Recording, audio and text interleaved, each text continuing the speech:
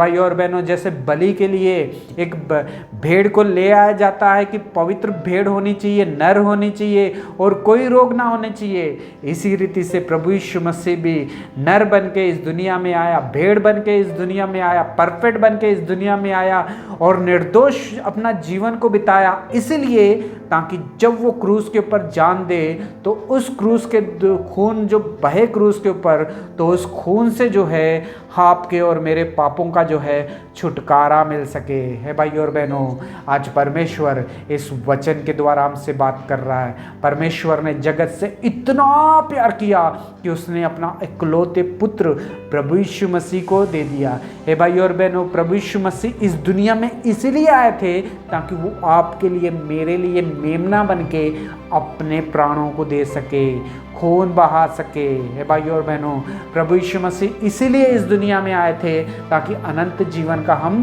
वारिस बन सके। हे भाई और बहनों, जो कोई भी उसके ऊपर विश्वास करता है वो नया जन्म पाएगा।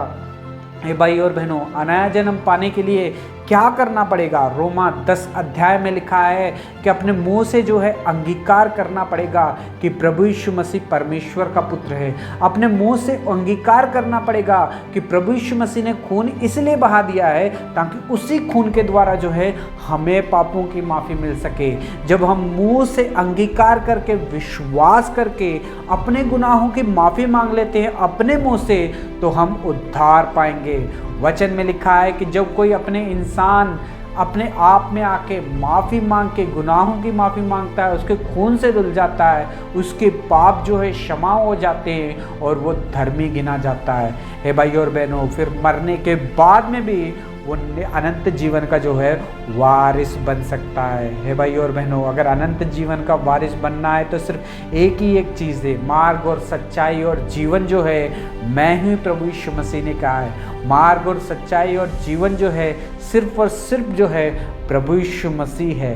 प्रभु यीशु मसीह आपके लिए, मेरे लिए इस दुनिया में आया, आपको और मुझको इस दुनिया के पाप से बचाने के लिए वो खुद बलिदान हो गया, उसने खुद अपने खून बहा दिया। हे भाई और बहनों, आज परमेश्वर इस वचन के द्वारा हमसे बात कर रहा है। वचन में लिखा है, सर झुका के प्रभु यीशु मसीह ने क्रूस के ऊपर कहा कि जो पिता ने मुझे कहा था वो काम जो है पूरा हो गया, और अपना सर झुका के अपने प्राणों को दे दिया। हे भाई और बहनों, आज परमेश्वर इस वचन के द्वारा हमसे बात कर रहा है। प्रभु यीशु मसीह इस दुनिया में आए सिर्फ आपके लिए, मेरे लिए। प्रभु यीशु मसीह बलिदान हो गए आपके लिए, मेरे लिए। प्रभु यीशु मसीह ने कोड़े खाए सिर्फ आपके लिए, मेरे लिए। प्रभु यीशु मसीह ने खून बहा दिया आपके लिए, मेरे लिए। हमारे पापों को उसने अपने ऊपर उठा लिया आपके लिए, मेरे लिए, क्योंकि वो हमसे प्यार करता है। वो नहीं चाहता है कि हम भी मरने के बाद नरक की आग में जलें। परमेश्वर चाहता है, प्रभु यीशु मसीह चाहता है कि मरने के बाद में भी हम उसके साथ युग युग तक राज्य करें। तो करना क्या होगा?